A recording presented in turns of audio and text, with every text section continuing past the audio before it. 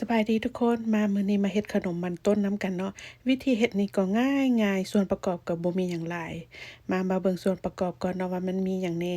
อันนี้จะเป็นมันต้นเนาะที่ปอกแล้ว500กรัมเกลือน้ำตาลทราย150กรัม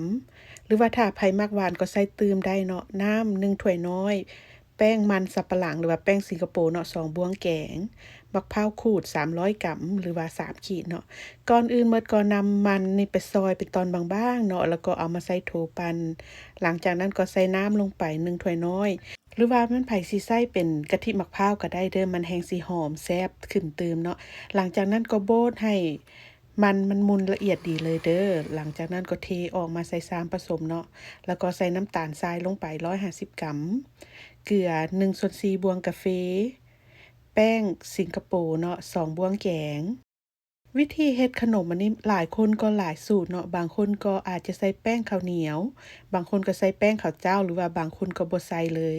มันก็แล้วแต่ความมักเนาะแต่สำหรับข้อยแล้วข้อยใส่แป้งสิงคโปร์2บ้วงแกงนี้มันพอดีสำหรับข้อยเนาะข้อยเฮ็ดแต่ละเทื่อก็ใส่สูตรนี้มันก็เพอร์เฟกต์เลยหั้นนะหลังจากนั้นก็เทไปใส่ถาดที่จะเอาไปนึ่งเนาะแล้วก็แปรงๆเกลี่ยๆหน้าขนมให้มันเพียงกันเด้อเวลานึ่งมันจะงามเนาะหลังจากนั้นก็เอาไปนึ่งประมาณ30นาทีในเวลานึ่งนี้ก็ต้องเอาผ้าขาวบางนี้มามัดใส่ฝาหม้อเนาะเพื่อบ่ให้น้ำมันย่อยลงขนมหลังจาก30นาทีผ่านไปขนมเฮาก็สุกดีแล้วเนาะหลังจากนั้นก็ยกลงออกจากเตาพักให้ขนมมันเซ็ตโตหรือว่าพักให้ขนมมันเย็น หลังจากนั้นก็มานึ่งมะพร้าวขูดใส่เกลือลงไปประมาณปลายบ้วงกาแฟหลังจากนั้นก็คนให้เข้ากันดีแล้วก็เอาไปนึ่งประมาณ50นาทีเด้อ